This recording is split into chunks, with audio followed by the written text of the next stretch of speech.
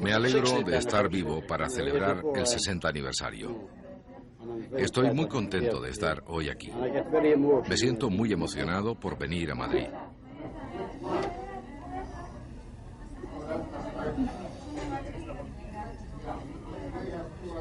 Son la gente más acogedora del mundo. Hemos sido siempre unos incomprendidos, los olvidados de la victoria. El fascismo ha sido vencido, pero después de la victoria nos han olvidado. Hemos estado completamente marginados. Cuando estuvimos aquí no teníamos idea de que nos recordarían después de 60 años. Es estupendo. Te hace sentir maravillosamente bien. Han tenido que esperar toda una vida, 60 largos años, y son muy pocos los que pueden contarlo. La guerra de España se llevó en plena juventud a más de 10.000. El paso del tiempo al resto. Quedan menos de 1.000 supervivientes. Para ellos, la espera ha merecido la pena.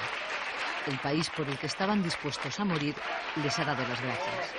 La aventura que emprendieron en 1936 hacia un punto en el mapa llamado España ha tenido un final feliz. El sueño se ha cumplido.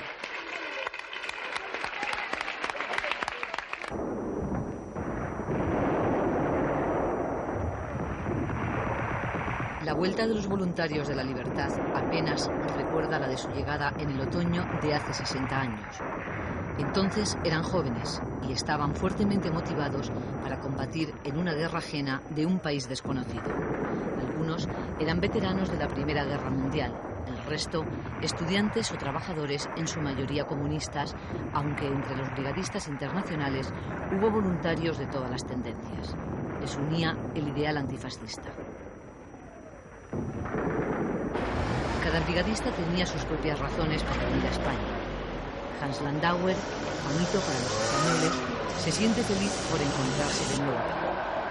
No le importa el cansancio que arrastra desde hace 2 días, el tiempo que le ha llevado recorrer al volante de su propio coche los miles de kilómetros que separan Viena del Pacífico.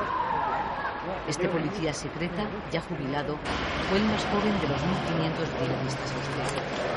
Su afán de aventuras y sus ideas le condujeron a nuestro país. Su familia era de izquierdas y sus abuelos habían sido alcaldes en pequeños pueblos austriacos. En el año 34, cuando se acabó en Austria con la democracia, teníamos un fascismo clérico, ¿no?, en Austria, la vida política no se terminó en mi familia, ¿no? Y mi abuelo, el padre de mi madre, ¿no?, siempre estaba muy interesado y estaba orgulloso cuando yo me fui a España. Y él me daba a veces pequeños paquetes después del golpe de los fascistas en Austria. Y un joven, tenía 13 años entonces, miraba que estaban dentro periódicos clandestinos, ¿no? Y yo tenía que distribuir todos estos periódicos y así entré en la resistencia. Eso fue una... El estallido de la guerra en España no sorprende a la familia Landauer. Con solo 16 años y 2 más que se añade para cumplir la edad mínima exigida, Hans abandona su trabajo en la industria textil y se incorpora a la brigada austriaca. La primera impresión que recibí fue en el Castillo San Fernando en Figueras. ¿Cómo se dice? Una fotografía, se puede decir, o una pancarta, ¿no? Con niños muertos en las calles, encima aviones fascistas con la cruz quemada y arriba, más arriba, la cara de Adolf Hitler. Y abajo estaba escrito: hoy España, mañana el mundo. Nunca voy a olvidar eso.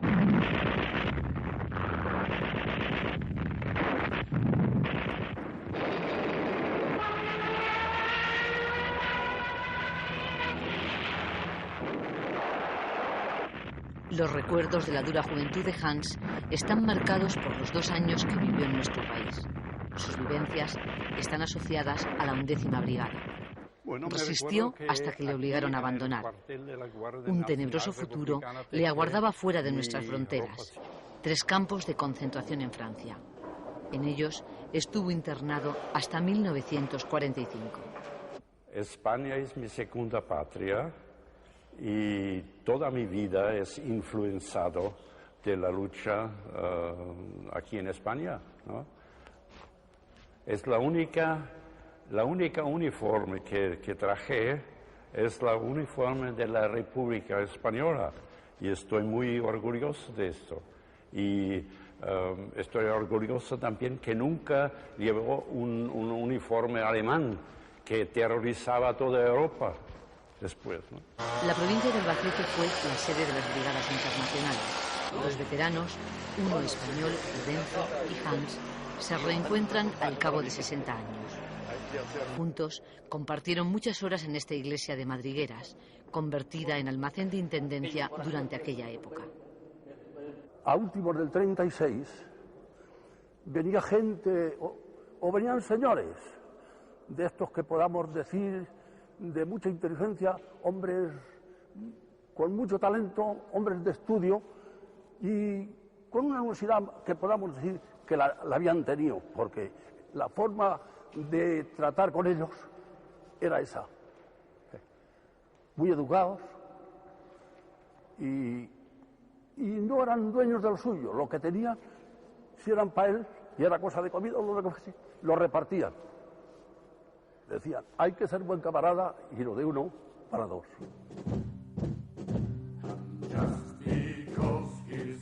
La guerra civil tiene un amplio eco internacional.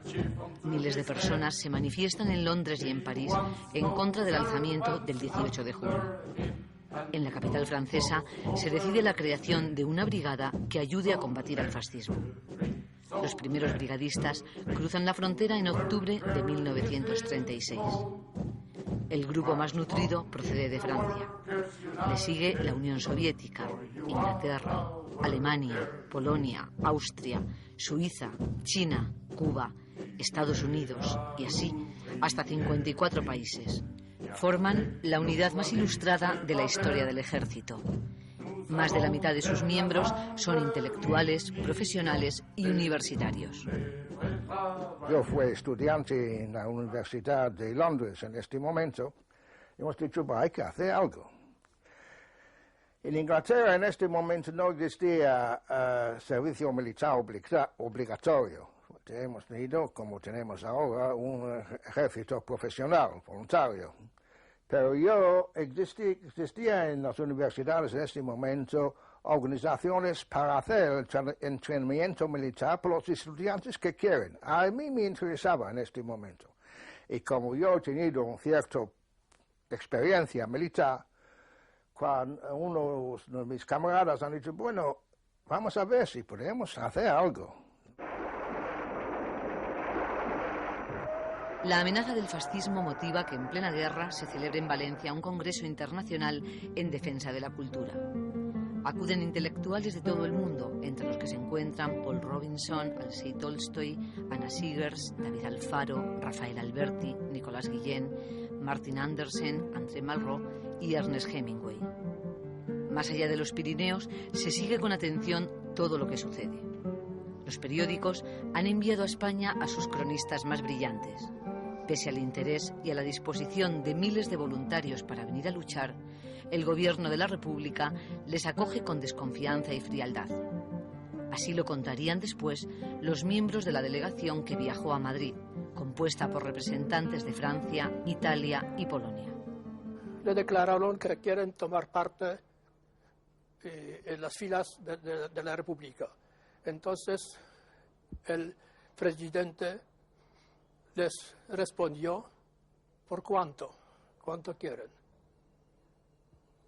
Le trataba como si fuéramos mercenarios, pero les explicaron que no quieren nada, solamente quieren permiso de luchar contra fascistas, contra el fascismo.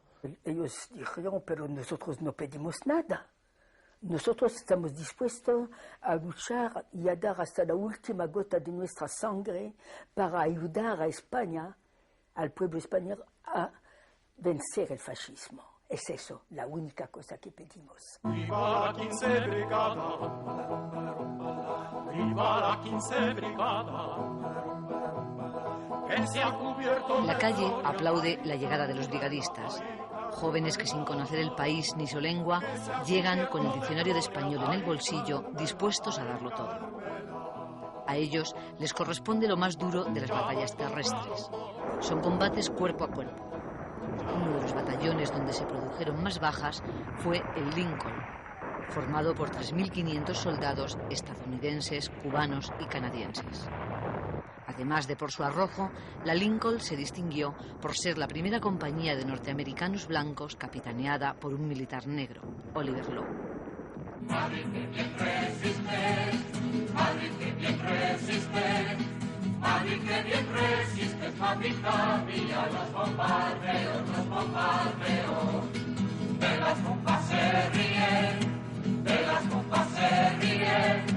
De las bombas se ríen, mamita mía, los madrileños, los madrileños. El bautismo de fuego de las brigadas se produjo combatiendo en las afueras de un asediado Madrid. Era el mes de noviembre de 1936. Tan solo habían pasado 4 meses desde la sublevación militar. El gobierno de la República se había trasladado a Valencia y la situación de la ciudad, sometida a intensos bombardeos, era desesperada.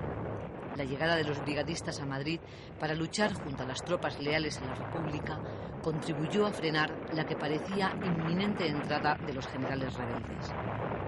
Pelearon en los barrios de Usera y Carabanchel, en el Puente de los Franceses, en la ciudad universitaria. Cuando salimos nosotros, los primeros voluntarios de la Estación de Norte en Madrid, aquella madrugada de noviembre 36, para ir por el caso de campo, hemos defendido las aulas, la ciudad universitaria, en esta primera batalla contra los que gritaban muera la inteligencia, mueran los intelectuales. Bueno, creo que hoy el credo de los que lanzaban este grito no sigue. Tras la defensa de Madrid vinieron otros frentes.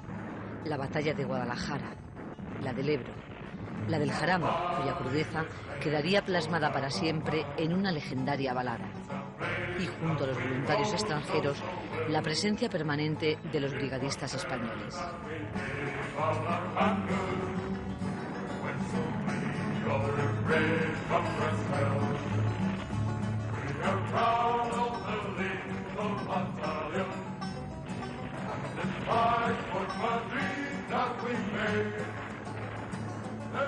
De ropa nos vestían muy bien, pero la ropa que nos daban siempre la estrenaban, siempre nueva.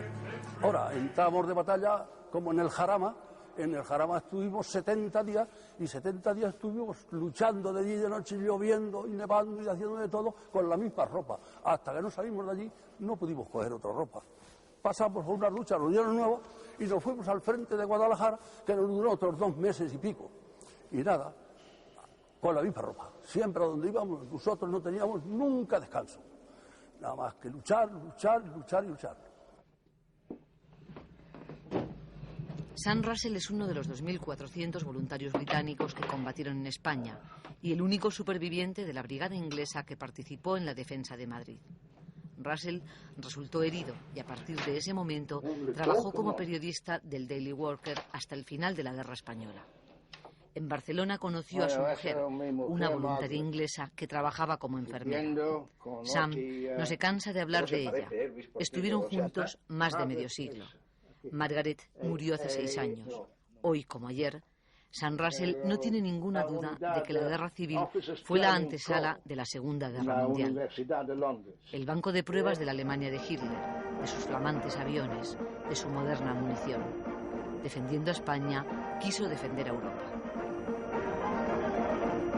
Bueno, la historia muestra que pocos meses después de la entrada victoriosa de las fuerzas fascistas en Madrid, el 1 de abril de 1939, estalló la Guerra Mundial. Yo, como en este momento, como periodista, he visto los refugiados españoles en las carreteras, sobre todo la carretera de Barcelona a la frontera francesa, y cómo los militares franceses han tratado a esos refugiados. Pocos meses después, Francia también, el pueblo francés, ha visto estas líneas de refugiados sobre las carreteras de Francia. Y después de los bombardeos con Guernica, de Barcelona también, aquí Londres y otros también han sido bombardeados millares y millares.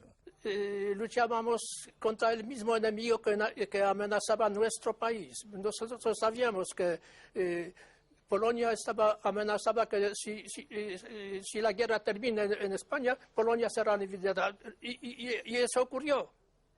6 meses después de terminar la guerra en España, la Polonia ya estaba invadida. Entonces sabíamos que defendiendo Madrid, defendimos Varsovia. Tras 2 años de guerra y resistencia, en el otoño de 1938, el gobierno que preside Juan Negrín acata el mandato de la Liga de Naciones de Ginebra y anuncia la retirada de los voluntarios extranjeros. El gobierno confiaba en vano que Hitler y Mussolini hicieran lo mismo. El reparto de fuerzas era desigual. La guerra estaba prácticamente perdida y los brigadistas vivieron en Barcelona las escenas más emotivas de su paso por España. Las de la despedida. Algunos voluntarios decidieron seguir en España hasta el final de la guerra. La vuelta a sus países no fue fácil. Muchos brigadistas norteamericanos tuvieron problemas con el FBI y fueron tachados de comunistas.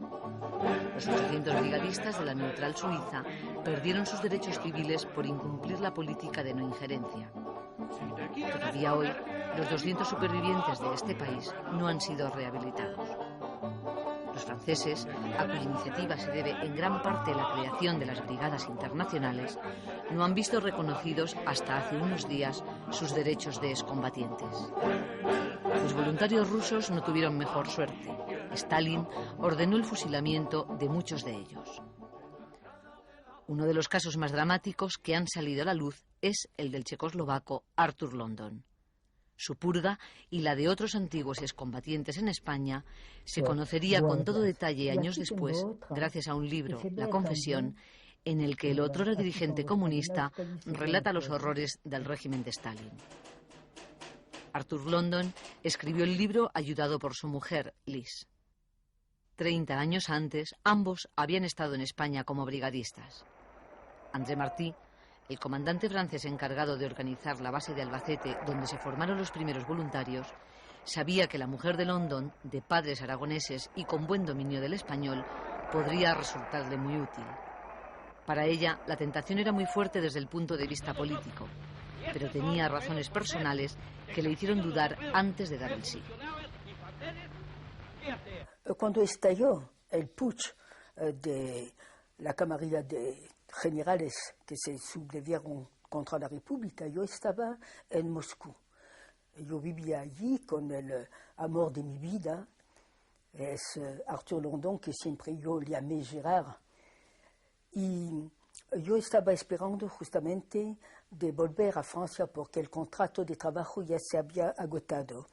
y con la esperanza que mi Gerard, Arthur London, me seguiría pronto, porque para mí era una cuestión un poco difícil, porque yo estaba encinta, yo esperaba un niño y para mí era una gran cosa, porque el hecho de tener ese niño me daba la seguridad que mi Gerard vendría a Francia, que no habría obstáculo para él para venir.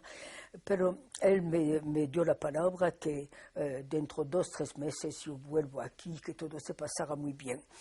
Y bueno, para mí, la cosa de ir a España, claro que yo tenía un gran afán de ir allí, de también participar no solamente de un despacho de París, pero allí mismo a esa lucha del pueblo español. Aquí estamos con Arthur London estuvo en España casi hasta el final de la guerra. Después vendrían para él la Segunda Guerra Mundial y las penalidades de Mauthausen. Años más tarde, el reconocimiento político. Llegó a secretario de Asuntos Exteriores del gobierno checoslovaco. Sin embargo, pronto pasó de héroe a villano. Fue acusado de espionaje, de ser un agente al servicio del sionismo. Y todo dentro de una extensa purga que afectó a anteriores miembros de las brigadas internacionales. Bajo torturas, confesó lo que nunca hizo. Estuvo 4 años en la cárcel y tuvieron que pasar algunos más hasta su rehabilitación y regreso definitivo a Francia. Arthur London conmovió al mundo con el relato de su proceso y abrió muchos ojos ciegos hasta entonces a la represión estalinista.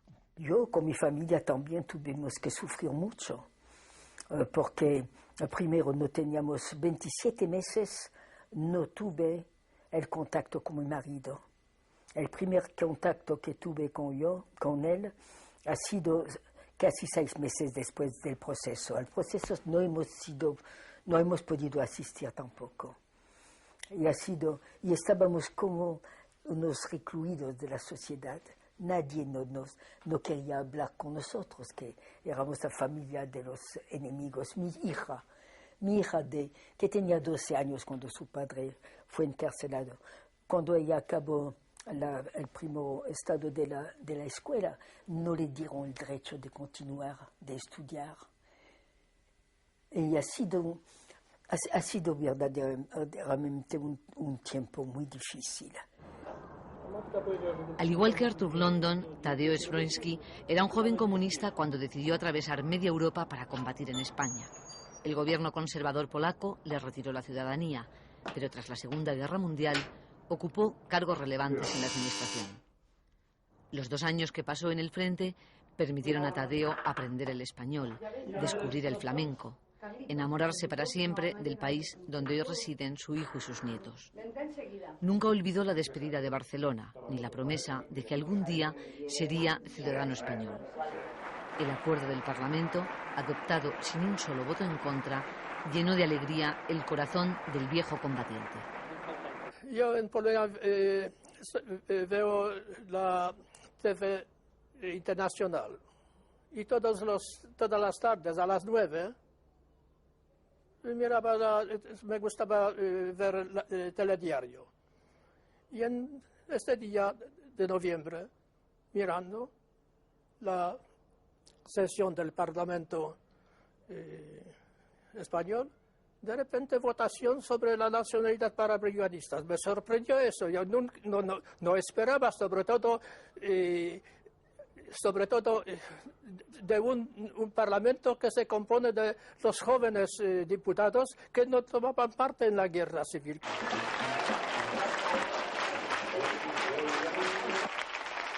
Noviembre de 1996. Los voluntarios de la libertad vuelven a España.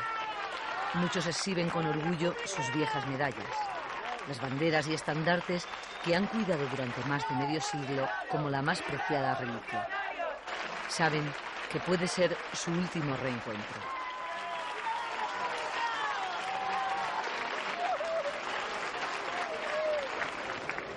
Vuelven a los escenarios de la guerra, a un país que se parece bastante a aquel por el que lucharon. Visitan Guernica, erigida sobre las ruinas de la ciudad que asoló la aviación alemana nazi. Pasean por Madrid, donde les espera un documento que les acredita como ciudadanos españoles. Llegan a Barcelona, la ciudad que un día les despidió con lágrimas de agradecimiento, igual que hoy.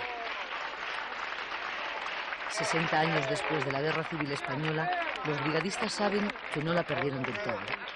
El tiempo se ha puesto de su parte, porque la semilla que trajeron, la de la libertad, sobrevivió a la contienda.